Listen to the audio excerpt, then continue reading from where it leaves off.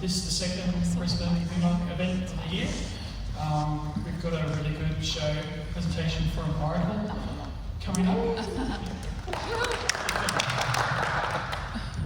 Just some housekeeping to go into. If you want, there's some beer, soft drinks by the side, and there'll be more coming later.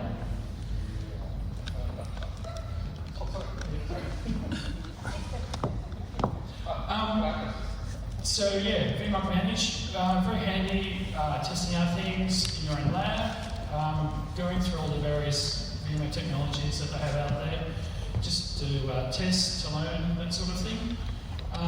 Also very handy if you want 20% off VMware training courses, and it does provide some discounts for exams as well.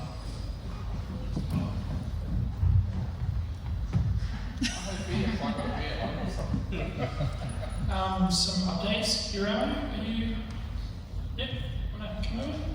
Guillermo has joined the Brisbane VMUG Steering Committee. Do you want to give us a quick intro of yourself? Hi everyone, my name is Guillermo Ramallo. I'm a senior consultant for VMware, working in the PSL unit. Moved to Brisbane recently, this year, after being 10 years member of the VMUG in Auckland, New Zealand. So yeah, it's quite happy to see everything that's going on here, and see faces coming to the event, so yeah. Thank you. Thanks. Your help's already been appreciated. We just have our VMUG contact details there. If you don't catch those, we're pretty easily Googleable. If you're interested, got some questions for the presenters or something like that, just reach out. We're all very friendly, I promise. So this is the evening schedule.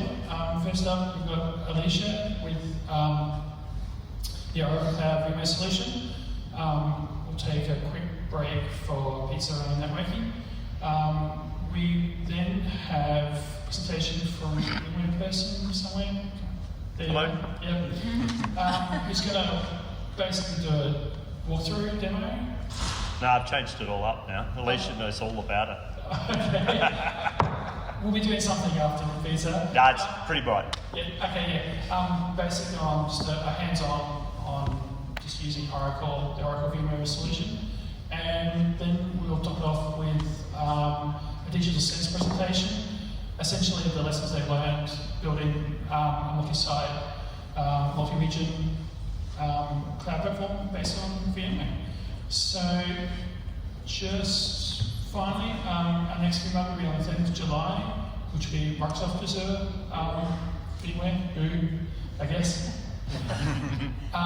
You should get an email shortly about that soon after this. And we've also got a meetup group now as well that, in fact, quite a few people are already using.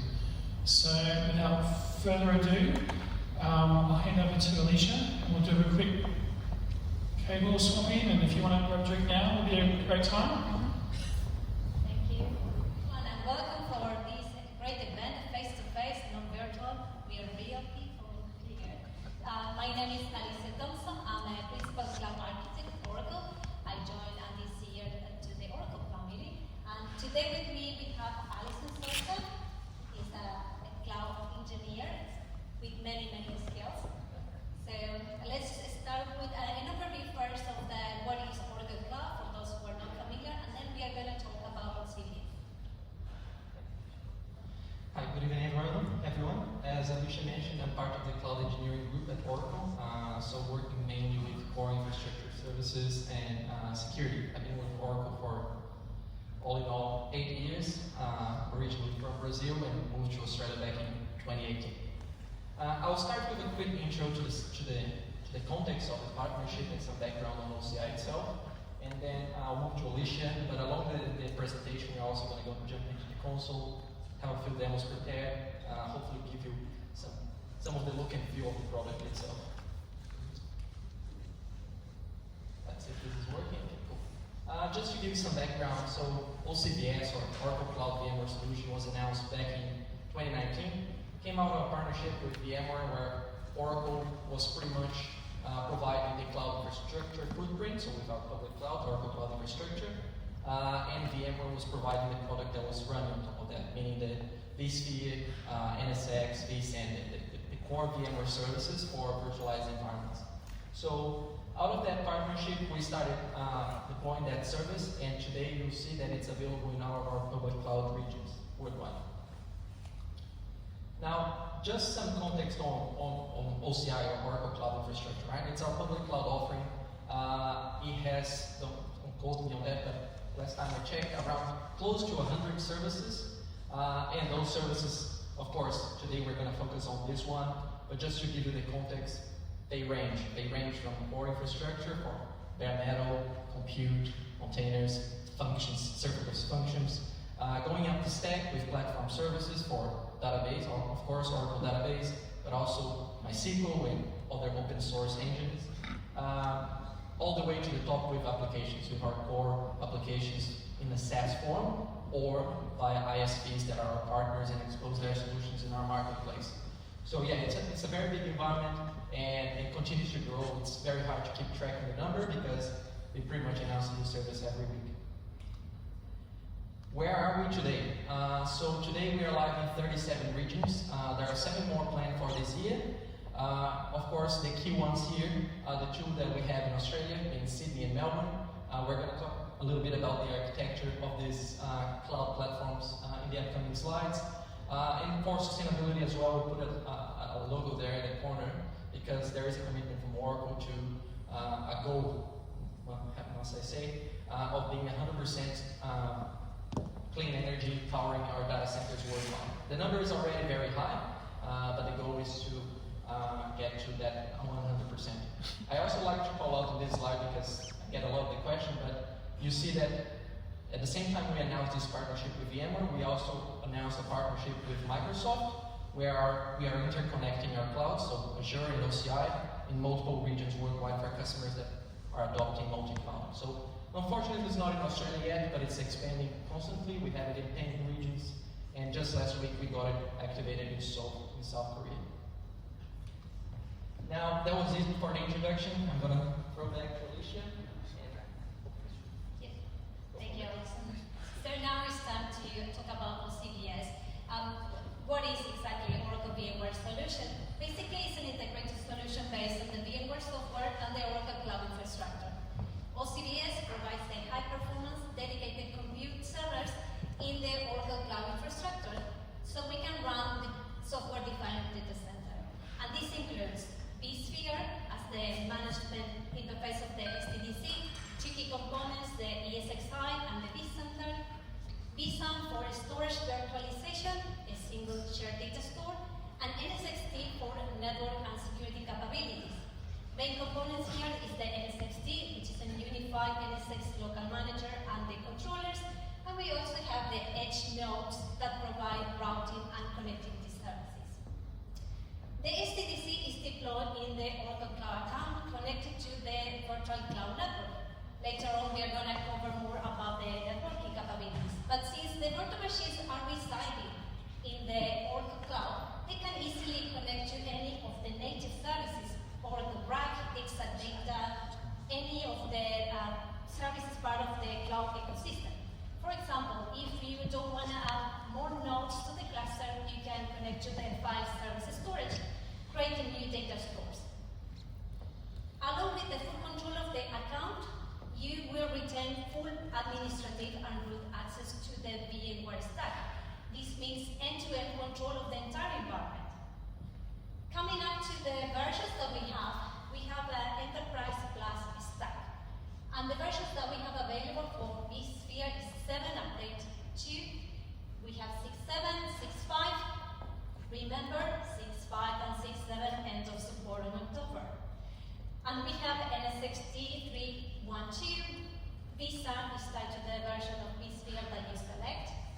And when you create the SDDC, you have the option to enable XCX. For those who are not familiar, XCX is an application platform mobility that helps you migrate workload, rebalance, and have a business continuity strategy across the cloud and data center. The option is advanced, that is free, but also you can select HCX Enterprise that it comes with an extra cost and is built on a monthly basis. In terms of the infrastructure, we have different shapes, and the cluster, the minimum requirement is 3 nodes, but it can go up to 64 nodes. So we understand that one size doesn't fit all your requirements. So there are some workloads that require more memory, there are others that is more CPU processing, and AI, machine learning, streaming. So we understand that, and we have different shapes. The first one is the Intel shape. It's the VM-dense IO52. That it comes with 52 cores. Processor of speed is 2.0 gigahertz up to 2.4. Memory, storage, this is raw, local storage, and 2 mix of 25 gigs. But also we announced new shapes early in May, and you have the options of AMD cores, and I have options of 32 cores, 64, and 128 cores. These come with the same configuration, 2 terabytes of memory, 54 terabytes of storage, and it's faster the processor and have faster network adapters. Okay, OCVS is just VMware. There's no need to retooling, re-architecturing. You don't need to upskill. The same experience that you have on the premises is the same that you have on the cloud. But the difference here is that we own the servers and we look after the data center, so you don't have to worry anymore about procurement or there's no more space in the data center. Just run it in the cloud. And the main thing is that you will have root access in comparison to other providers. This is a comparison of the things that you can do in OCVS in comparison with other providers. You will have full control of your NSXT network. You will have full control on your vSAN. So if you want to decide to make changes like enabling encryption or compression, you can do it. You have full control of your environment. That's very important. If you have tools on your premises that you want to bring into the cloud, it's possible because you control that. In terms of pricing, Oracle offers flexible billing options. They are suitable for any of your payment intervals. This requires a minimum of host runtime commitment, so we have here the hourly option. The minimum is 8 hours. This could be great for a short project. Let's say that you want to test something, spin up your SDDC for a couple of hours, and then destroy. Or you can just test your disaster recovery. That would be great. We have 1 month commitment. This is the most common and it's the default version. 1 year commitment, long-term project. You decide to do migration of your virtual machines, your data. You can use that model. And the 3-year commitment, a long-term project. You decide to migrate mission-critical machines, but it takes longer to do the full migration. Here's an example of what you see in the screen when you are deploying the SDDC. You select the option, but it doesn't mean that you stick to that pricing model. You later on can change the pricing model. And if you decide to add more nodes, you can select a different pricing interval as well. Here's a link where you can see the price list of the VMware solution. Because we have regions all over the world, we have consistent pricing. So there are no surprises in your bill. You will see the same price in Sydney, or Melbourne, or Frankfurt. The price will be the same. This is another great tool, the cost estimator is free. So if you want to simulate how much will cost you to have an AMD cluster with 3 nodes, for example, with 3 years commitment, this is what it's going to cost you on a monthly basis. Or if you want to do it at Intel, 3 years commitment. This is a great tool because you can export the configuration and use it for a business case. And you can also add other components that are part of the cloud. Okay, so what is great about OCVS? Remember, full administrative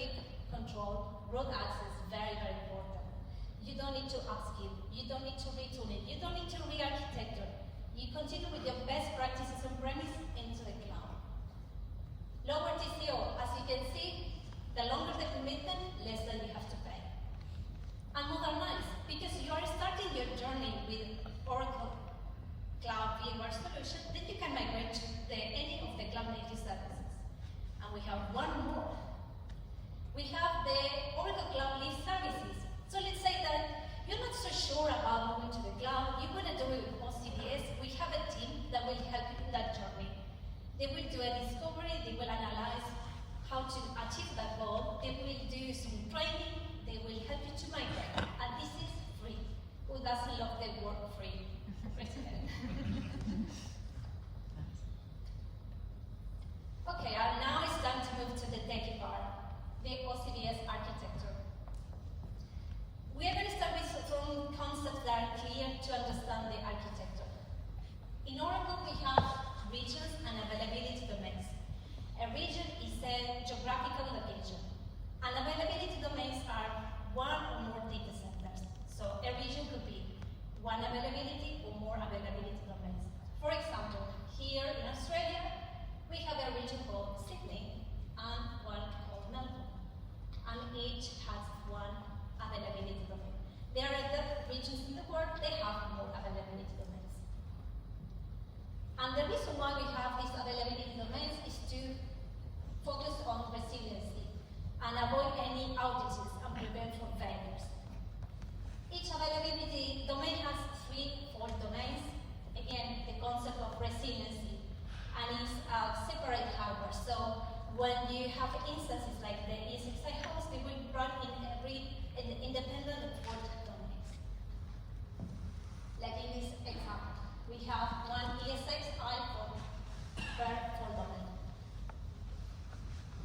Then the next layer is the vSAN. So we mentioned earlier before that we have for storage virtualization vSAN, and the policy is write 1, fault tolerance 1.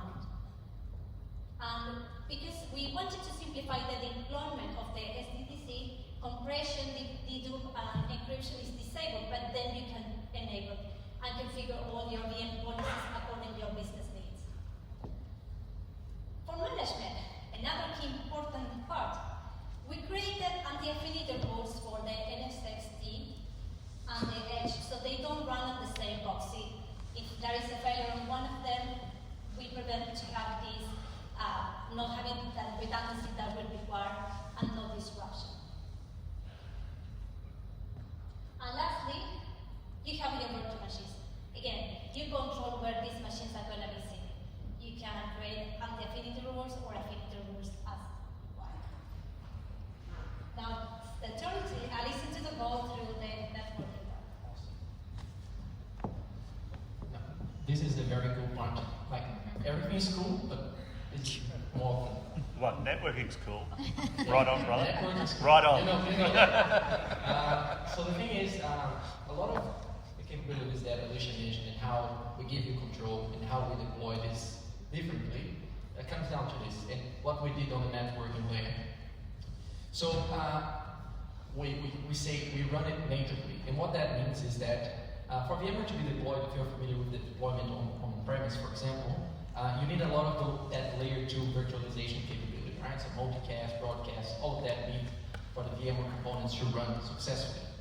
Now, when you move to a cloud environment, the network is virtualized at layer 3. So you have the subnets, but you don't get access to that capability, if you will. So why I say that this is cool from an engineering perspective is that to allow this to happen, we created another component inside the virtual cloud network or the private network in OCI, which is a VLAN. It's a layer 2 virtualization component. So it allows you to deploy VMware, the bare metal with this stack directly into your virtual cloud network and have that run natively, so completely native. And out of that, of course, we give you the access and control that Alicia mentioned before. So we have some more detailed slides here to show how it all works. So let's think you have an Oracle Cloud Infrastructure region, and of course you have just created your tenancy, so you have set up a few users for it, you have an object storage bucket, you could be running any services already in the Oracle Cloud if you have an existing tenancy. Now the first thing you need to deploy, and it's the only prerequisite for OCBS to be deployed, is the virtual cloud network, okay? So you need to have that created before with a minimum size to support, depending on how many ESXi hosts you want to run. But once you have that network set up, you go and deploy your software-defined your SDDC, sorry. You're gonna see on the, when I go through the demo, the workflow, but as part of the provisioning process, what we are going to create is, I think, 10 VLANs, the layer 2 components that I mentioned before, and a subnet. So on the subnet, your bare metal hosts are going to be deployed. As Alicia mentioned, full control, you can SSH, you can install agents, you can do whatever you want in that bare metal host. And the 10 VLANs are going to run all the VMware components, right? So SDDC can be deployed with HCX, vSAN, and vSphere, as we mentioned. If I wanted to call out one very, again, all of them are important, but if I wanted to call out one that you're going to work with a lot, is the uplink. So the uplink is the interface between the networks in VMware, in NSX, and the networks outside of VMware, be it for internet connection, for on-premise connection, for connection to any service in OCI. It's all coming to the edge of the link. As you can see here, your T0 has an interface on that particular VLAN. It's going to expose an IP, and from there, you can live using any of the gateways or services that we have available. I'll have a few examples here. So for example, if you want to connect to on-premise, right, we have different options. You can establish a VPN, or you can use a direct connectivity, which is we call fast connect in OCI. So that connectivity is established between the customer on-premise data center, usually using a partner, Megaport or Equinix, and that terminates at a gateway in OCI that we call DRG. So that gateway is used for any type of external connectivity. It could be connecting VCNs across regions, it could be connecting multiple VCNs in a single region for a transit type of capability, it could be connecting again back to an on-premise or even other clouds. So once the traffic gets to the dynamic routing gateway, it's delivered to the VCN. From there, what it's going to do, it's going to obey your routing tables inside the environment, right? So think that you have a routing table here saying to go to the VMware network 10-8, for example, I need to deliver that to my uplink interface. Once it goes to the uplink interface, it will follow T0, T1, and be delivered to the VM itself. So it's tightly integrated. You're going to define all your routes inside the OCI native routing capabilities, and that's going to be delivered to the uplink. From the uplink, it's going to be delivered to NSX, and from there, you can route to the final destination. Same thing if you want to connect to OCI services. Again, if let's say you're running a database, one of the demonstrations, if we have time, we're going to go through is connecting, for example, extending to OCI native services. Let's say if you want to run an Oracle database as a PaaS outside of VMware, the way it works is same flow. It will go out T1, T0 over on the uplink, and then you will go directly into the database service that you're using. All part of the same virtual cloud network, as you can see here. Same will apply if you're connecting to the internet. You can use a load balancer, for example. Let's say you want to use Oracle managed load balancers to distribute traffic to web servers running inside your VMware cluster. So you can do that. You can create a load balancer in OCI. You can put as the backend the IPs of the web servers, for example, that you have as a backend. And then when customers access it, they're going to come through an internet gateway in the VCN, load balancer, and flow will be the same. So the route tables here will know exactly where to take it, to take to the uplink, and then from there it's going to be delivered. So it makes it very easy for you to start exploring native services to extend your capabilities inside VMware, maybe reduce a little bit of the management using PaaS. Now, you can also expose on-premise. For example, a lot of customers don't want the cloud to have internet egress or ingress. They want to keep that control tight and on-premise. So customers can do that as well. So let's say if you have a router on-premise, you can have a public IP here, and you can do some matching and make that go over the private connectivity back to VMware. So it provides many options, many different use cases according to the customer requirement, your requirement. This is just a full picture of the architecture, but now I'm actually going to jump into the console just to show how some of these components actually look like. Sorry, no, thank you. I would feel weird. Thank you. So if you haven't seen it before, this is the OCI console. When you log in, first time, this is exactly the experience you're going to get. Let's assume you have created your users, you have created the VMware administrator, and now what would you do next? As I mentioned, there is only one requirement before you can provision the VMware environment, which is creating a virtual cloud network or a VCN.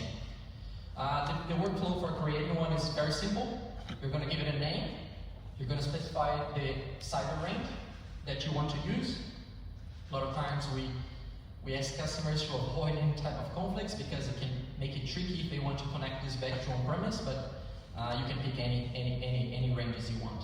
By default, you pick an IPv4, but if you have IPv6 requirements, you can do that as well. Once you do that, this is what you're going to get. I have one here as an example that we created before, where our cluster is running. You are able to create any of the gateways I mentioned before. So I talked about internet gateway for internet connectivity. I talked about dynamic routing gateway for on-premise connectivity or to connect to any other network outside of this region or other virtual cloud networks as well. You can define your route tables. Again, this is very important to tell what is the flow of traffic if it needs to be delivered to VMware. It needs to go back to that uplink, right? And many others. Now, once you have this is, again, very quick to do, just takes a couple of seconds. You're going to go into the SDVC creation process itself. So it's here in this console. You'll see the workflow is also, again, very simple. So you're going to have to give it a name, so let me just call it test. Compartments, you're going to pick this. This is how OCI logically separates your resources. So as an example, what people usually do is if you have different departments or different projects, you can create different compartments, and what it allows you is to give specific permissions of who can manage what inside the compartment and track the cost of that compartment. So you can have one compartment for project A and then sub-compartments because it allows you to nest for like prod, non-prod, dev 1, dev 2, dev 3, and so on and so forth. So it allows you to distribute it that way, provide different sets of permissions, and track the usage. As Alicia mentioned before, you can enable HCX, which will make your migration process much easier. You have advanced license at no additional cost, or you can opt for enterprise license. Software version, the 3 versions that Alicia mentioned before, remembering that of the end of support for the last 2. The commitment interval, so this one is, let's say it's a protection for customers to avoid them going there and creating a 3 years. So the process is you need to actually create an SR and say, I actually want to create a 3-year commitment, because once you do that, well, that's it, yeah? It's a long conversation with an account. Did I click 3? I meant 1. Yeah. The availability domain, as Alicia mentioned as well, there are regions where we have more than one. In the 2 Australian regions, there is a single option here. You see, it's 1 data center per region in our case. So you are just going to have to pick that and just tick this box, otherwise it's not going to let me go ahead. And then you're going to pick the shape. Again, Alicia pointed out that we introduced different shapes recently. So if you want to go with the Intel, that's what each one of your bare metal hosts is going to have. 52768 and 51 terabytes of storage. Now, if you want to go with the VMware, we're going to show you only one option here that you select it, and then you can select how many cores you actually want to have enabled in your environment. So if you're starting small, remember the minimum amount of hosts is 3, right? So multiply that by 3, and then you're going to get the minimum cluster size you can have. So 32, 64, or 128, and you can change this later, so you can add or remove hosts, but always staying within the minimum and maximum. The minimum being the 3, and the maximum the 64. Yep. Yeah. Thanks, Dan. Pay attention, Dan. Okay. Just a prefix, you're going to see that the actual bare metal hosts, they show in the console so you can access them. It's just a prefix for the naming. You can run that as on-demand capacity, or you can have that reserved.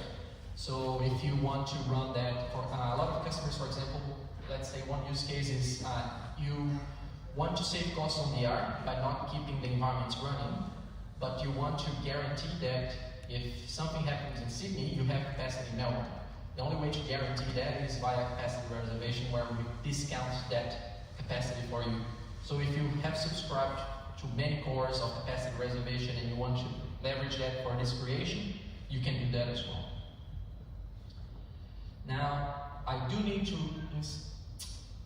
upload an SSH key here, because this is how you get SSH access to the bare metal if you need to, right? If you need to run something at the operating system, at the ESXi itself, or if you need to install something in there, you're going to need this later, because you can only do this during provisioning. Of course, later you can edit the authorized keys file and add other keys if you need to, but during creation you need to specify. It won't let you go ahead without it. Here's the part that I said that the prerequisite is for the VCN to be created. Now, I have one that I created before. It's the one that I showed you in the console just a few minutes back. And depending if you are advanced OCI users and you want to go and create the VLANs and subnets on your own with all the security lists and all of that is involved, you can go to the existing option. What I would recommend probably is just go with the create and let the flow just do everything for you, because there's a lot of security policies and 10 VLANs, as I mentioned before, that you need to create. But by all means, if you want to, feel free to do that. I'm going to put it here. Oh, what's the network again? 249. Let me just, because I know we are using a lot of these IPs already, I'm just going to put this here. So it's going to check when you put the network you want to use, it's going to check that the CIDR block is not being used by other services. So if you have a lot of stuff running on that particular virtual cloud network already, you may need to create a new one or add another CIDR range there. You can see that it says that the minimum size is /24, but I have put /21. The reason for that is if you use a 24, I think you can only go to 12 hosts. If you want to possibly be able to expand beyond to all the 64, you need a 21 in there. So it needs to be a bigger network. If you click here, it's going to show you exactly what's going to be created as part of the workflow. As I mentioned, one subnet, that's where your bare metal hosts are going to be created. And I keep saying 10, but 4, yeah, 10 VLANs. So that's all going to be part of the workflow for you, with all the networks specified here. I think you can add it if you want, but yeah, you can. So that's good. And then optionally, but let's do it for this one, let's put a workload network here. This is the VMware workload network. Okay? This is going to be running inside the SDDC. It's your NSX network. So this is where the bridge happens, right? Think of this, all of these ones above as the underlay if you're thinking on-premise. So this is your on-premise network, and this one is your overlay. It's where the VMware VMs are going to run. You can create many others. You can leave this blank and nothing's going to be created. You create everything manually. So for this process, I'm just going to put it there. Notifications. So you can enable this. So it integrates tightly with other OCI services. So for example, if you want to have alarms raised to send an email if one of the bare metal hosts goes down, you can do that, or send an SMS, or integrate with any system. Use ServiceNow, for example, if you want to make that part of a nice flow, you can enable this and integrate with external systems using our notification services. Now, you can also trigger events. So there are many events, as you can see here. Those are more from a management perspective. So if you want to be notified if a creation of a new ESXi host starts, you can do that. If you want to be notified if something is being terminated, you can do that. So there's a lot of events that you can send notifications to your teams about. So I just wanted to show, that's why I expanded, but I'm going to not enable this now. And here is the last part. We're just going to review everything that is going to be created as part of it. And when you hit create, I did this for the event before. It took around 2.5 hours for the workflow to be completed. And this is what you're gonna get after those 2.5 hours, right? So all the information is gonna be here for you, with the ESXi host here, with your networks here.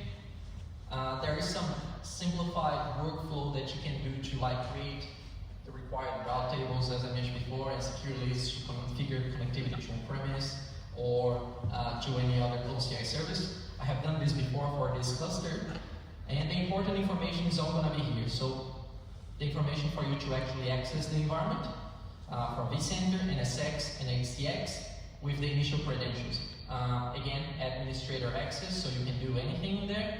You can change this, and of course the console is not going to reflect the actual password once you change from the initial ones, but you're going to have to access this and get it from here the first time.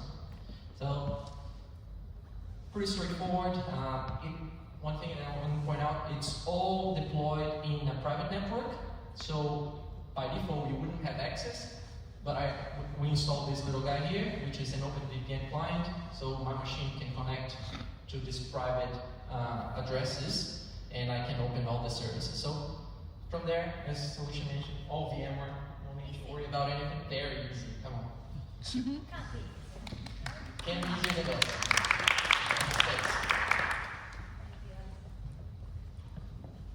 Easy, right? So don't worry, it's just VMware, but in the cloud. There are many compelling reasons why you choose OCDS. There are some of these common use cases across all the industries. The most common are migration to the cloud or data center exit, hybrid capacity expansion, disaster recovery, and virtual desktops.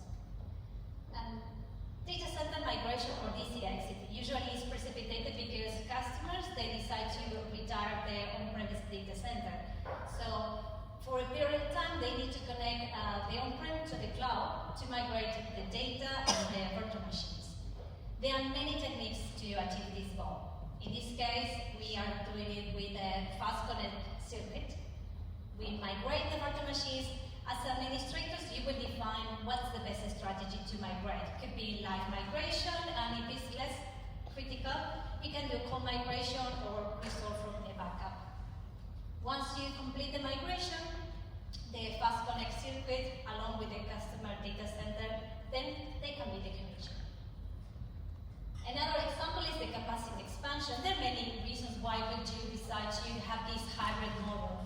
Maybe you need more capacity for some activities that the business require. Maybe you're exploring cloud and you want to just extend your capabilities. Maybe you are dealing with procurement or securing assets during the COVID, who didn't. So this is a great example. You can extend the same thing. We use the fast connect to connect the on-prem to the cloud, but if it doesn't require much bandwidth, there are other options as well available. Disaster recovery, very important. Sometimes people don't think about DR until there's something really bad happening.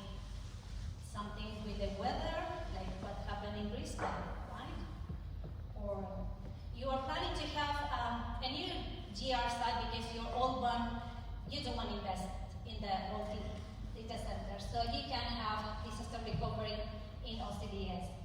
Because remember, you have full control, you can have some tools like Certo working and helping you to achieve the goal of disaster recovery, or Vim or Site Recovery Manager, so you can do the planned or unplanned activities using orchestrated failover.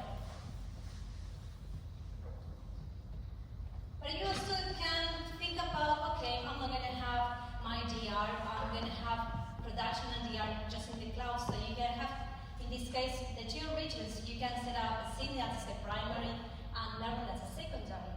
And you can use Site Recovery Manager. There is a different license key for hyperscalers. You can contact the VMware team for more information.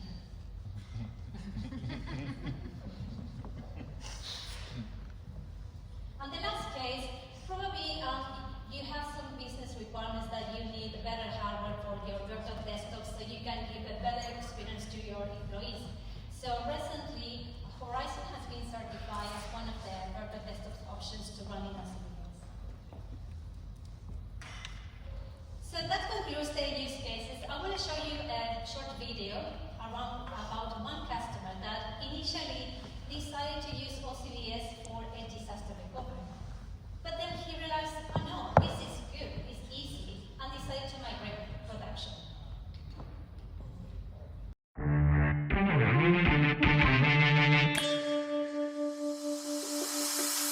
I'm Brad. I'm the CEO of Prophecy International. We build enterprise software that we sell to customers around the world. We have a cybersecurity monitoring solution called Snare, and we have a customer experience analytics solution called Emo. What we're seeing in both our markets is a very significant migration to both SaaS solutions and cloud-based solutions, and also subscription or OpEx-based solutions. And it's that huge migration to the cloud which is driving particularly our Emo business.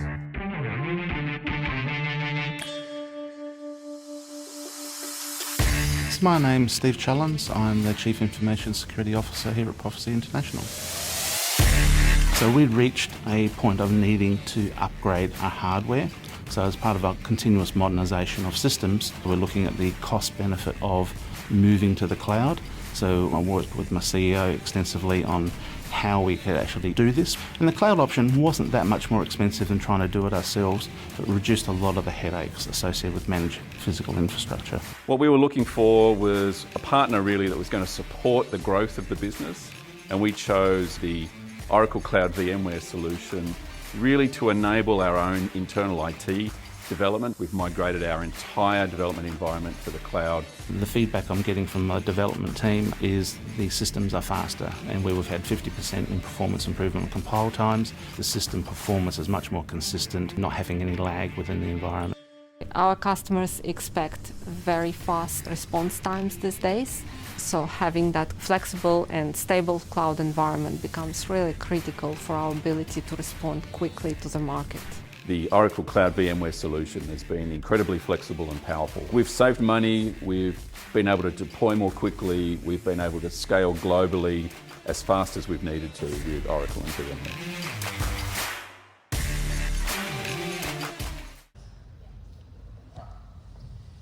Now, I said many times that it's really easy to integrate with external services, but we prepared a demo, and I'm gonna prove it to you how simple and fast it can be done. So, for this example, let's assume that you have migrated your workloads to OCBS, and then someone from Oracle came and told you about the autonomous database and how great it is, and how you should try it for your Oracle workloads. Let's say that happened. What would you do? How could you start doing that? How could you start extending, I guess, to native services? So the first thing is, of course, to create the autonomous database. Now, I'm not going to go through the workflow because I think you get how it looks.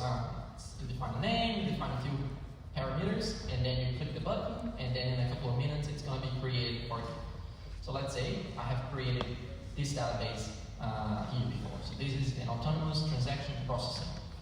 Now, once that gets created, I just wanted to show a couple of things here in the console. First one is that it's a private one, so it sits in that same network. I think the name is down up here.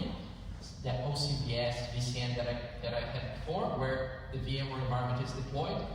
And you can see that it's a private instance because it has a private endpoint, right? So once that is created, what do I need to do? I need to get the wallet. The wallet is how you're going to authenticate to this instance, and you're going to have to use it in an application. In this instance, I have used SQL Developer just to show how easy it is to connect. So you're going to have to download this, and you're going to have to upload it to your VM running on VMware.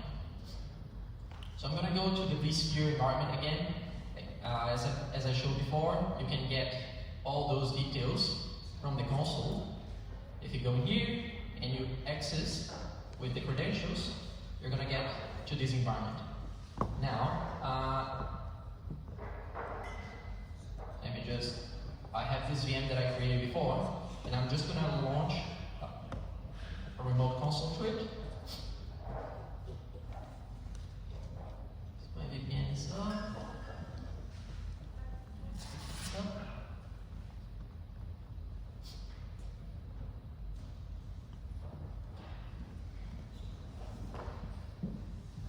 Now, I installed some GNOME for some nice interface because nobody wants to see me typing Linux commands.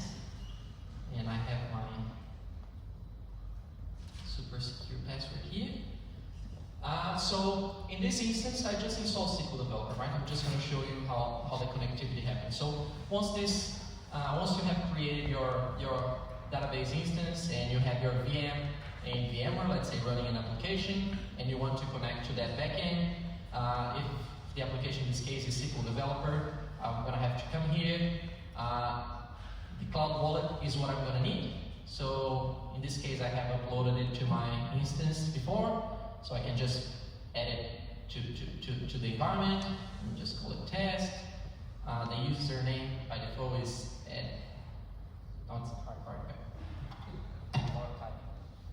admin, and the password by default is change me 1234 __.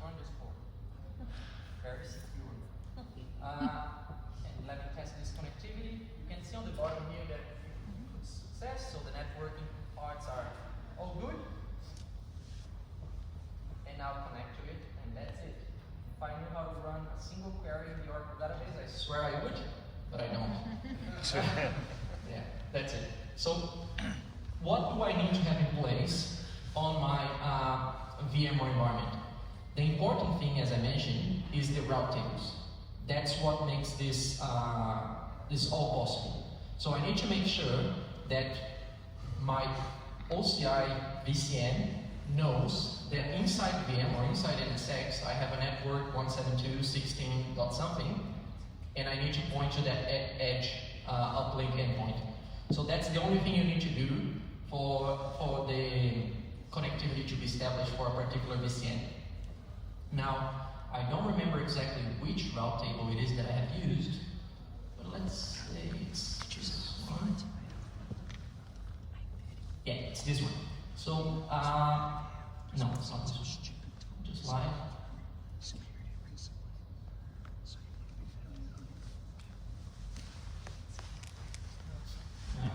What's that?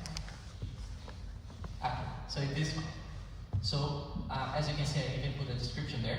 So it's my route to the OCPS workload network. So in that case, it's 172.16.00.24, and this IP here, it's my uplink IP, so .130. If I go to my VLANs, as I mentioned before, the console is going to display both the layer 3 ones, the subnets, and it's going to display the VLANs as well.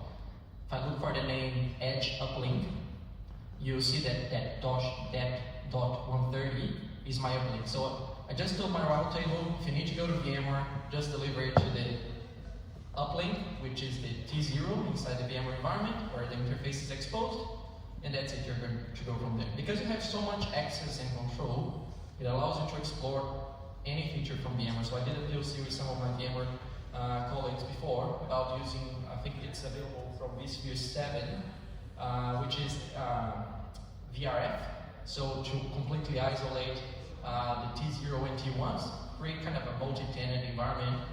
So let's say for a managed service provider, and you have 30 customers with smaller workloads, so you wouldn't want to create three node cluster for each one of those, but you want to guarantee that you're going to be able to isolate traffic if they have the same network on premise, same network in OCDS, and the traffic is completely isolated. Because you have this control and access, you can easily do that. So it becomes a very compelling use case, and again, there are many others, of course, but this is one that I particularly work with. Now, yeah, that's it. I think we have good now. Another example was the file system. So if you go to the vSphere, I'm going to the data store. Have you done it? Yes, I did. Okay. Cool. So I need to go here. Oh, no, I was on the host. Yeah. Cool. So you can see 8 petabytes of additional capacity, and this is a native service as well. So this is, if I go here and I type file system, so this is like an NFS service, and it works.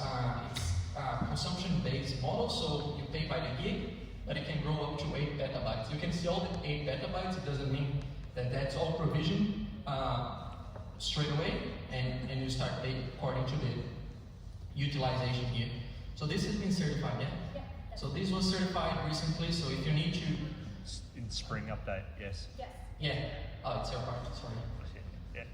In the spring update it came out. Yeah. Yeah. So that's really cool, and it's a great option because you don't need to add another ESXi host if you want the storage. Remember, by default, the storage comes directly attached to the bare metal, so not much control in what you can attach there. But with this option, you can easily extend that for an NFS endpoint and mount that and expose it to your VMware workloads. Yeah. Sorry.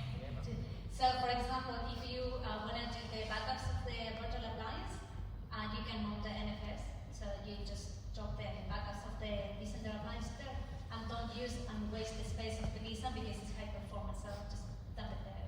So there are many use cases where you can use the file system service. That's it from the demo. Do you want to see something else? Any other integration? I think it covers most of the common cases.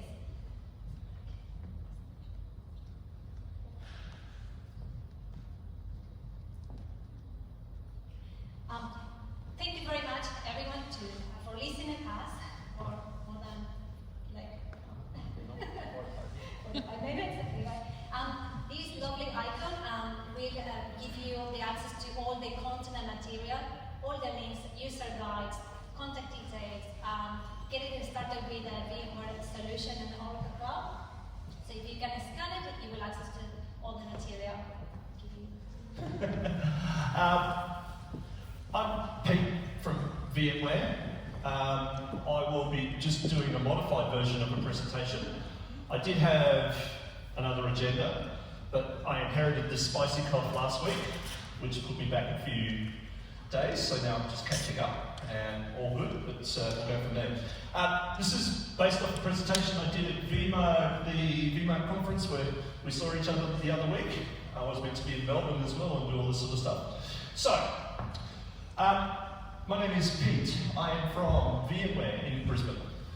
I've been in VMware for about 18 months now. Let's just start with it. I identify as a network person. Hands up, who is a network person?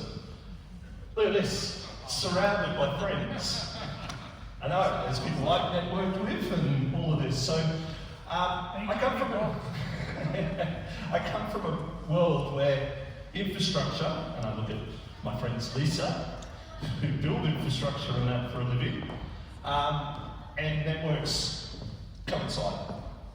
You're a networking guy, like you too, right? I've got a couple of things to start with, just a couple of quotes. Networking is not like nutrition and fitness. We know what to do, the hard part is making it a top priority. Right? Doesn't just plug in and work, you do need some smart people at times. My other one is, and this is my quote, it wasn't the network, it was DNS. Am I right? I have been in many situations, including with the biggest hyperscalers in the world, who have broken their DNS instances and had fails. What I'm going to talk a little bit about today is about how to get to cloud, right? There's a lot of stories, there's a lot of history about doing it. There's a lot of people who make a lot of money consulting on how to get there. But the one that I wanted to hit you with was this quote from a customer of mine who migrated to cloud only late last year. We went to sleep on Friday in the local DC. We woke up on Monday completely in the cloud. That is not a joke. They moved 320 workloads in the space of a weekend. Yes, there was planning before it. Yes, there was stuff to be done in the end after it. But they moved 320 workloads, their entire critical systems. Woke up on Monday, 76 defects first thing Monday morning. By close of business Monday afternoon, all defects were cleared, no user issues, done. VMware is spoilt for choice. We're a multi-cloud organisation. We have partners who run awesome clouds. We have other partners who run awesome clouds. We ourselves used to one. We've got other people that do all sorts of stuff. What we talk to again today is about multi-cloud. And the point about it is about how to leverage resources that are best for your customer. Oracle have some of the best cloud options in there. Yeah? Why? You didn't talk to it a little bit, but there's some underestimated things around Oracle Cloud. Don't underestimate the fact that you can get a 128 CPU socket machine. The last example that Alicia showed was storage. The biggest enabler or biggest decision factor that's happened to customers with the HCI is everyone build a HCI network or a HCI cluster. Do you know what a HCI cluster is? You just stack boxes up. What becomes the bottleneck? Storage, right? What did Alicia just show? An integrated solution that bolts NFS solution into that situation. Not all cloud providers can do that. You need to choose the right one for you. What I wanted to talk a little bit about was just some stuff that was meant to be here, what was interesting around the Oracle solution. VMware has a heritage of building very good solutions with supporting products that get there. Oracle Cloud, as of the spring release, which was only last month, yes, has support for all the key systems that you're familiar with VMware on-prem today. My favourite, I was going to do a demo on this one. This is Kubernetes. This is the fastest way to run Kubernetes anywhere in the cloud today. Why? It's running on VMware's bare metal on Oracle Cloud. Why is that? Because we've got some really cool technologies that sit behind the scene, leveraging the storage capabilities. Automation is another part to this story. This automation works with all of the features that Oracle provide today. It's a supporting solution set. So if you're familiar with VMware's capabilities, Oracle Cloud today supports them all. Maybe one or two that aren't there, as my colleague was just telling me, but most of the solutions there.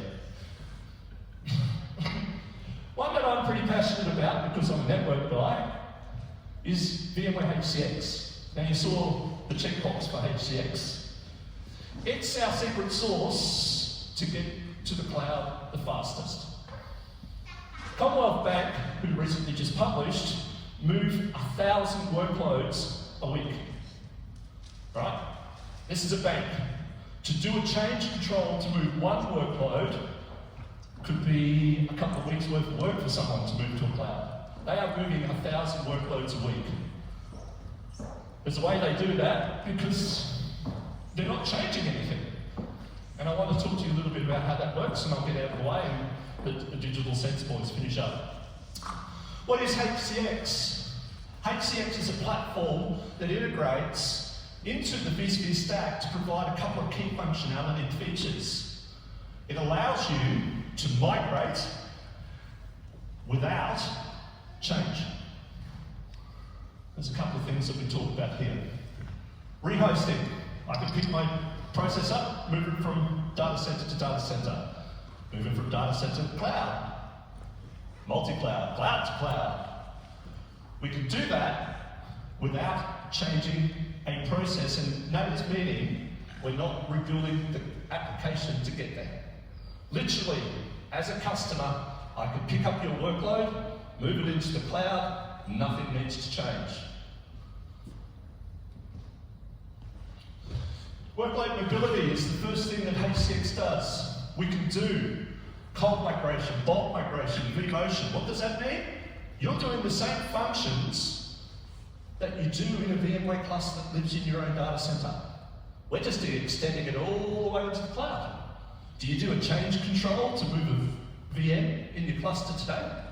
Or do you just do it? You just do it, right? HCX gives you the ability to just do it. This is how you move 300 workloads in a weekend. A couple other processes that are happening here, bulk, so I can move a whole bunch of stuff in the same time. I can move and have OS-assisted processes, so reboots and updates and all that kick off once I move. And I can build estimations, so if I'm going to do it, I can plan for it. We'll just go back to one. This is, if you know me, this is the one I like. WAN optimization. Every hyperscaler in the world will charge you for data leaving that data center. How do you reduce that? Put an optimization box in the middle of it all. Put dedupe into it. This is part of the HCX process to give you the bare minimum needed to move data in and out of a data center. Also improve performance.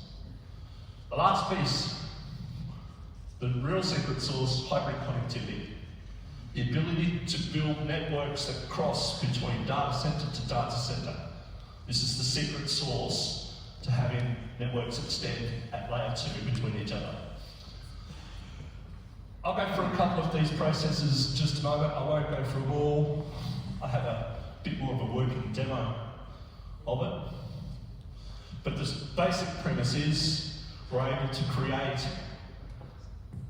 a network that lives in 2 data centers. I'm going to skip this slide. Get in there fast. Moving to Oracle Cloud VMware Services. What are you going to do? Does anyone have a guess? What's the first step? What's that? Well, you could do that, but you're going to have to do some pre-work because you've just started building cycles immediately there, right? You want to do a bit of understanding of your environment, you want to work out what's there, and then you want to get it connected. Once you've got those things happening, you can start moving it. What's the next thing that you need to do? Networks. I've got customers who, and Gareth will love this one, who have bought the solution, loving the solution, but are 12 months away from having the solution. Why is that, Gareth? Because they forgot to order the network at the start of the process. And fibre lines don't just turn up automatically into buildings, right?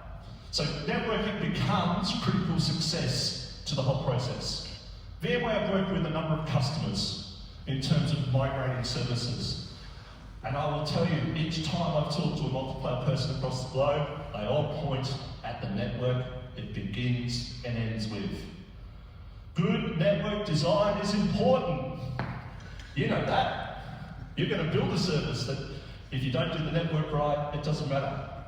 So my example today is to talk about how to get there quickly. The point is, VMware's technology with Oracle, with Google, with Amazon, on-prem, with partners, just plain works. We've been doing it for a long time. The trick is, how do you get customers to get there fast? It's all about risk and process. It's also about the network. Good network design. How to make HCX work. Does everyone understand how to make it work? These are all the rules that you need.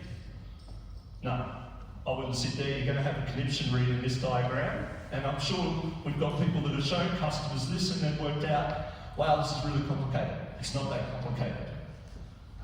We had a guy who hadn't seen the Oracle service, and we had a cluster in Japan and one in Sydney, and he basically set up HCX between him. I mean, he was a networking guy, but he wasn't a VMware guy. He's now puts himself out there. He's told him he's now a phone expert. Yeah, he got this working really quickly. It's quite yeah, it's one of those things if you get running, if you've done it properly quickly. There's a couple of things to HCX that you need to know. HCX Manager needs to talk to the internet. If you get that bit right, you're about 80% of the way. These are the 2 boxes, the migration box, which does all the vMotioning stuff, and the networking box. They need to talk internally to the VM and then talk to the other side. If you follow those rules of principle, you're probably going to get there. And that's the other side of it. Let me just explain this in an easier diagram that I ran through with a customer. I said, the first thing you do, join the internet. We were just talking about how to do that. That means you've got to create firewall rules. Now I need to talk to a security person. All right, well, a network guy can help that. At least they can talk the same language. Now I need to get that box to talk to the router, get those routes working. As you pointed out before, once those routes are working, talking back, we can join through whatever cloud we want. This is BGP. This is why network guys are going to have a good time. Or it could be layer 2. Could be a couple of different ways. Important thing to note, you can go primary way, really fast, or over VPN, we don't care. So you've got options to get that connectivity happening. The demos, I love. Is there a minimum Minimum. in terms of latency and bandwidth? Yeah, there is no minimum, but good luck trying to use it over a ADSL line. But I love these demos. vMotion. Yeah, we all don't live in Sydney. Sorry, buddy. We all don't live in Melbourne. We should. Actually, property prices aren't a good reason anymore, are they? So we might as well live in Sydney. We're going to pay through the nose anyway. But the reality of it is the data centre is 15 milliseconds down the road. No matter what happens, you're going to have latency. It's important to plan for that as part of your process.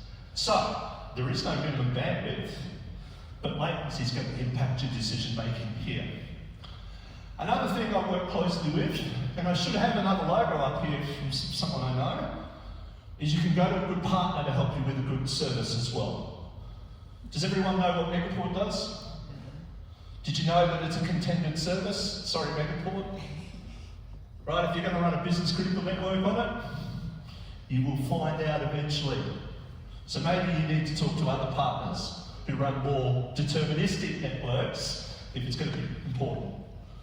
I will tell you, it'll come up and bite you when you don't expect it. These are things that you need to be understood when you're building these multi-cloud networks. Once you've got it all going, when transport can happen, things can migrate. Optimization in the HCX world will kick in, digit will happen. How does it look inside of OCX? Because OCVS, sorry. Pretty simple.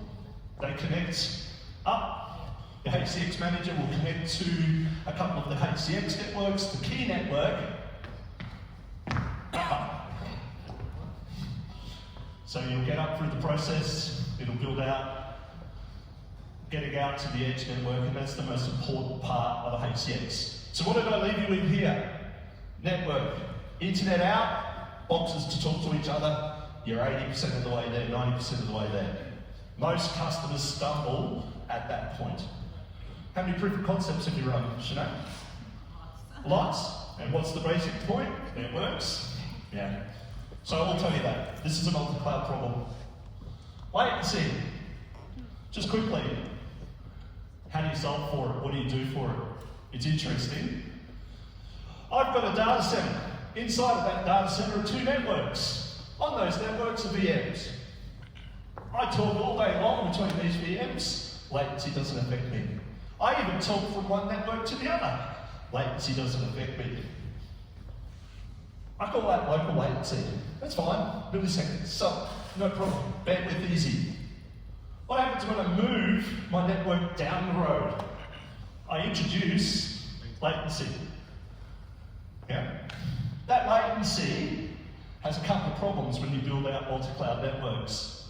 First problem is now I've got VMs living between them. So if I make a poor decision, I could have an application here and an application there that don't like that latency. I'm looking at you, Oracle databases. Stop it. Right? Do it at the wrong point, not all of it, but if you do it at the wrong point, there is sensitivity to those applications. You need to make the right decisions. Make it even more complicated. I get WAN latency, right? So this could be 14 milliseconds, or my customers in Darwin, 50 milliseconds. So it's not something you undertake lightly, so you need to do a very deliberate attempt to move through that process. Add another network out there, put a VM there. If my default gateway stays here in this network here, what happens? Bad stuff. I usually say bad shit, but normally you get in trouble for that. WAN latency is kicked in again. Why? Because if that VM wants to talk to that VM, it's all going to go back to that original data center. Right? That is not a problem with HCX, that's a problem with design. Right? So you can solve this. You can move the gateway. Uh-oh, but now I've broken it for the other guys. So planning is important. We can't solve all the problems. We do pretty well as network people, but networks do need planning. So,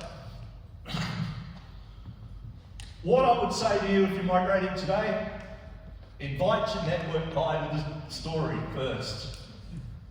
Get him involved in planning. It's not all about storage and VMs and all of this cool stuff. Develop it and test it. There you go. Now there's tools to help you with all of this process, but the last point I wanted to raise with you was this one. Migrations are about risk and management. How do you manage that? Plan for it. Integrate it into your planning. We've got cool tools, we solve a lot of problems, but you need to establish how to do it. How does Compact migrate? Automation. The last point I'll get to is get in and get the network done early. Your problem's going to be solved. Yeah? All right. That was sort of my quick presentation from VMUG, these done. There's all the reference material. I'm happy to have a conversation when you do migrations, but it is possible to do it over the weekend if you plan accordingly. Thanks. Thank you, everyone. Nice presentation. Just before I start, we had a couple of interesting experiences with HCX. Phenomenal product, but well said, planning and networking. I remember very recently we were using it for proof of concept for a customer, and we had an issue that HCX managers on both sides didn't accept to perimeter shut. We tried everything to absolutely sure we went through all the tests and the template remove from this one to the other one. All the ports are open. We get a message and no one knows what the problem is. And we reach out to VMware support. The case was escalated as a P1. Tech support no one knows what it is. I reached out to Sinead and we talked to another guy, and someone said, I'm 100% sure it's a physical networking problem. We had two customers previously with a similar experience. And it turns out the managed service provider was doing some sort of port forwarding, some sort of changes to the actual packet. So packets were kind of modified when the HCX was receiving them on the other side, so they were not accepting it. And one thing that we loved about the HCX was that it was giving us opportunity to create a specific route for a specific destination and bypass the firewall just for pairing, site pairing, and that was phenomenal. And the other thing that we came across was customer was convinced that everything is 6.7, don't worry about anything else. And during the pairing, we could connect to the vCenter, but we couldn't connect to the PSC and SSO. Turns out customer upgraded the vCenter server, but the PSO and SSC was still running 5.5. Things that we learned. So it's last presentation of the day. I just tried to go over these quickly. I remember when I was using VMware for the first time was VMware Server 1.1 installed on Windows 2003. Back in that days, and I was talking to one of the colleagues who installed the main controller inside of the main controller, and I was sketching one. I was like, how is this possible? I was like, we have two different main controllers, one is hosted on the other one. That technology has evolved significantly, and I was always dreaming, can I one day work for this company? And it happened. I became part of BCDXS, I joined VMware, and I left VMware in 2018. I came from Adelaide to Brisbane, joined a company called Digital Sales, took the role of chief architect, lead architect, and then head of cloud. And I focus working and helping the company building the vision of being a multi-region cloud provider in Australia, something that we believe Australian businesses deserve to have. And when we started this journey, I was like, yeah, it's great, it's really interesting, and we want to build this on top of VMware platform using VMware technologies. But as soon as you start, it comes with a lot of challenges in terms of how we should do different things. Some of it are new, you haven't done it, and some of it you have to learn to do it differently.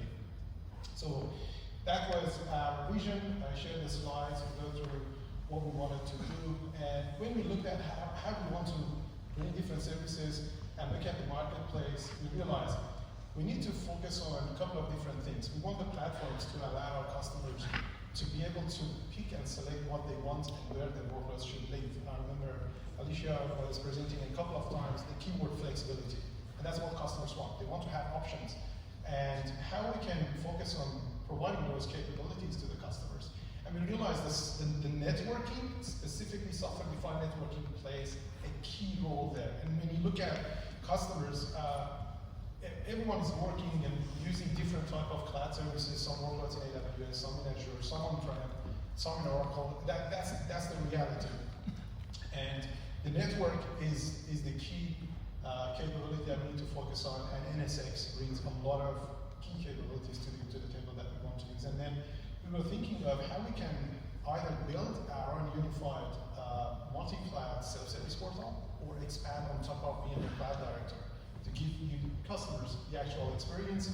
So with that in mind, we decided to embark on a journey working with VMware for becoming a VMware verified cloud provider. So build our solution, but also make sure we follow the best practices. We build something that is verifiable, that VMware can verify the solution. That means we have to have certain products, certain services in the solution. Okay, how we want to bake this together, we learned that one of the things that we learned was let's decouple some of the services from each other so we can scale them and we can deploy them rapidly. At the moment, we're running these type of solutions in 3 different data centers in Brisbane, and we are basically, Queensland is our region. In our concepts, region is a geographical location and each other have availability zone out of our physical data center. And we're going to Melbourne and Sydney before end of this year. So one thing that we realized was there are some services we provide to our workloads and customers in every single data centers. And these are our core services. These core services are vital for infrastructure to be up and running and also for customers to access these key services. So let's decouple them, put them in a container, and if you're interested in the future sessions, I can come with Zaf and we can have a demo show you the actual system as well. And let's protect it in multiplayer protection, leveraging some of the VMware NSX and some of the physical firewall capabilities. And then let's give each of our customers their own tenancy and they can escape. In our market that we are operating and type of customers that we are targeting, public cloud is not playing a very big role. A lot of them are coming with flexibilities they want in private cloud. And type of customers that we experience to work with, they want to have control over that vCenter. They want to have control over that NSX. That flexibility is really key for them. So we started to implement the solutions based on VMware Cloud Foundation. So, okay, cool, that's what we do. We started the journey going with VMware Cloud Foundation and automation that comes with it, a lot of efficiencies, time saving, and all of those features and benefits. It was an interesting journey. It's not a bad product, but we had a couple of different challenges, and these are the learnings that we had. So one of the, I'll go through quickly a couple of key challenges. The time was our biggest challenge, wasn't in our favor because it's a very rock solid product, but because it's an integrated engineered solution, every time the new version of a software comes out, like new version of NSX, new version of, for instance, vRealize or vCloud Director or vSphere, that solution needs to be certified by multiple different business units. VMware releases a product, and then depending on what hardware vendor we were using, we had to wait for the vendor to certify the solution. So that was a bit of a challenge for us. Documentation. SSL was one of the key problems that we found. One thing that we realized was a lot of customers love the luxury of having dedicated environments, but now they're all embarking on the journey of cost saving. They want to cost save. They want to look at how you can reduce my cost. And we found this to be a very interesting opportunity to introduce a solution with a consolidated management workload domain that each customer can have their own isolated tenancy with their own dedicated vCenter, then a dedicated NSX manager, all hosted on the same cluster. One of the challenges we found was that every vCenter that we were deploying with VCF had to use the SSL from the same SSL provider that issued certificate to the SDDC manager. So that means, for instance, if I have one customer that requires a vCenter server, it's a government agency and they want to issue their own certificates to install on the vCenter, I can't do it because that breaks the SDDC manager.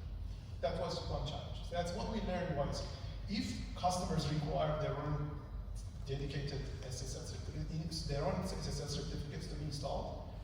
Either we have to give them the full-fledged VCF dedicated to them, or it's not a good solution for them. The other thing that we found was the enhanced link between the vCenters that you deploy in the workload domain and the management domain.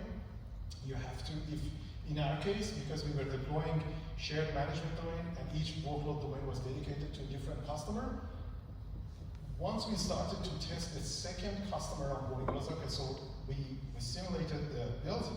Let's go, first customer test created, now let's create the second customer test. What we realized was the second customer can see the objects from the first customer. And we had to go through a lot of granular rule and privilege creations to isolate that. That's the other thing that you need to be aware of. And from the authentication provider, you need to look at if customers want to have a specific authentication providers and they don't want other providers to be using on the platform. So the way it works is SDDC Manager uses an authentication provider, and by default, every second vCenter that you create is linked to that authentication provider as well. This is the other thing that you need to be aware of. And one interesting challenge that we came across, initially, if you look at the initial slides about our vision, we were looking at having a stretched management cluster across the availability zone and manage the entire region with that management cluster. That's what we were embarking on. And what we realized was VCF introduced a concept called remote cluster. So that means if you have a data center and you install SDDC Manager and VCF all in that data center, now imagine you want resource clusters in second and third locations. It's going to be your another data center or a remote branch. VCF calls this remote cluster. What you need to know is they can grow up to 4 nodes and they can have minimum 3. So that was the other thing that we learned.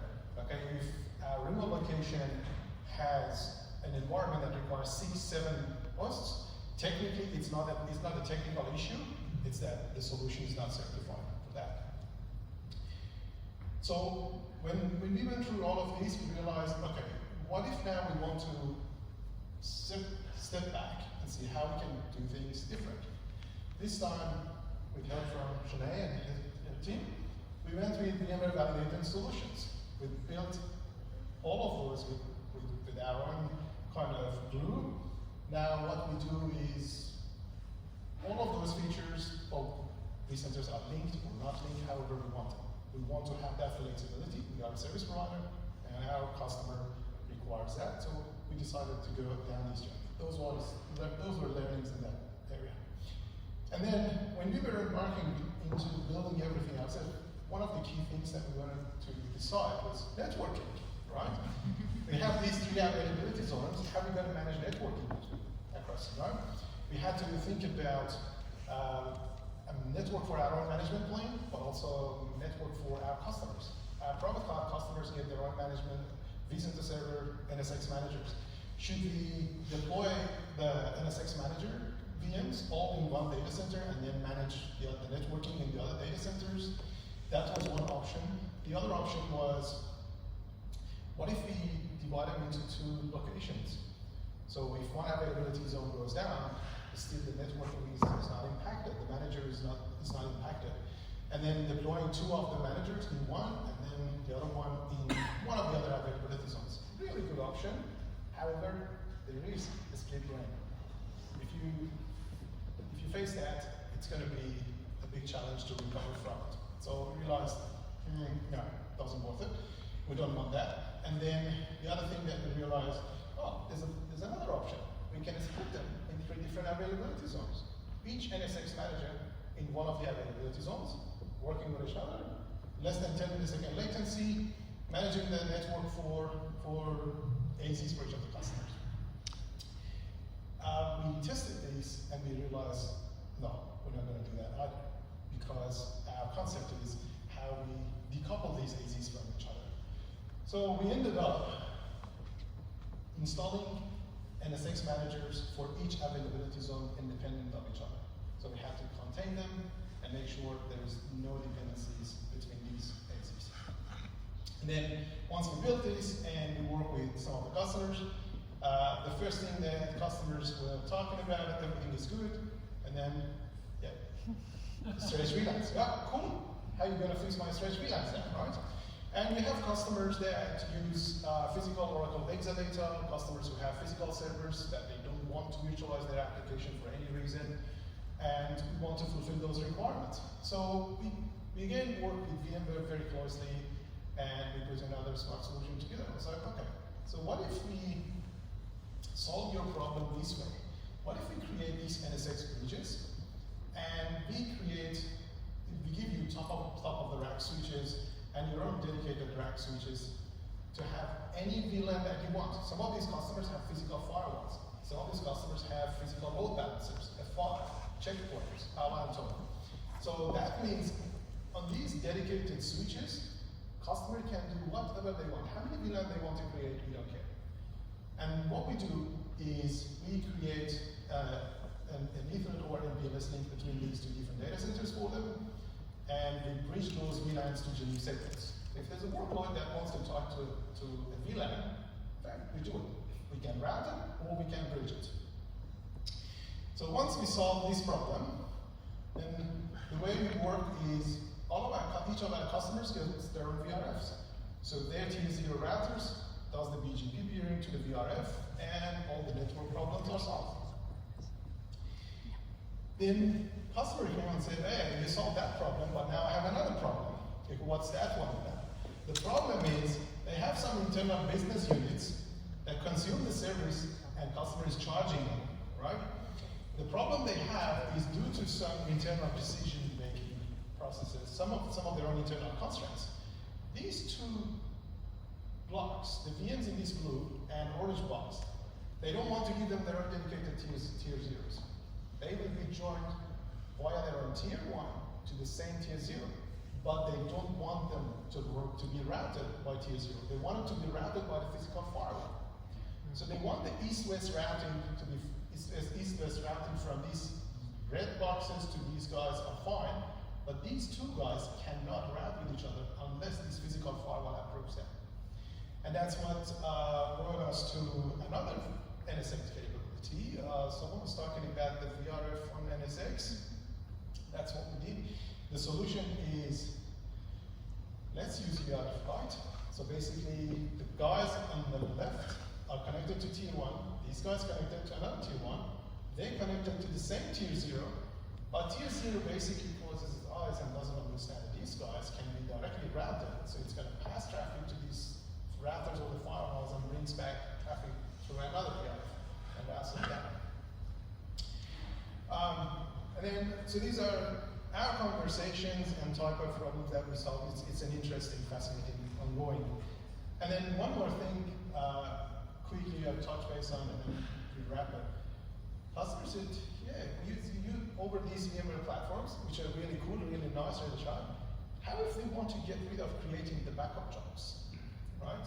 So you have a mission critical application, you have a workload, you want to just back it up, you want to make sure it's protected. Something goes wrong, you have your recovery point, right? We brought the Rubrik, which is one of the VMware partners, their solution to be integrated to VMware vCloud Director, as well as storage.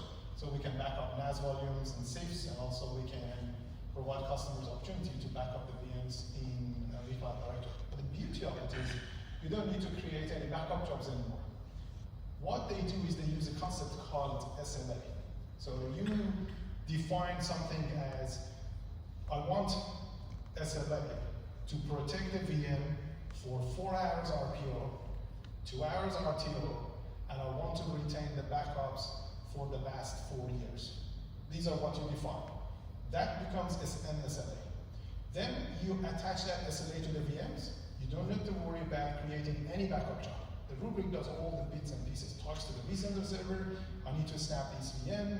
I need to snap this NAS volume, or even if it's an application inside. So that's the other thing that we learned. Yeah, so customers look for smart solutions. Quickly touch base on what we have learned. We learned that best practices are constantly changing. I remember one of the things that we were deciding on was how we bring this multi-cloud integration using vCloud Director. Initially, we were thinking of, okay, we deploy one vCloud Director per region, like one for Queensland, and and we deployed vCloud Director cells in each one of the availability zones. And then we realized VMware made a change to the technology, and they told us cells must sit next to each other with 1 millisecond latency. So that means we cannot spread the cells across the availability zones anymore. So we have to have all the cells and the vCloud Director in a single data center. That limits us to a maximum of 15 sites that we can link to each other in Australia. The other things that we learned, which was really interesting, was that we can build with NSX and VMware technology, we can build a rock-solid 80% repeatable architecture. Every customer that we're talking about, we see that 80% of what they want is really repeatable. What comes with it is that 20% on top that they want to customize it. They want an overlay network. They have legacy layer 2, they want to bridge it. That 20% is something that prevents many customers to move some of their workloads to hyperscalers. And the other thing that we learned, which was really key for us, was that we definitely need to build smart and flexible automation methods, like what Oracle did. Really phenomenal how you guys did that automation on top of the VMware stack for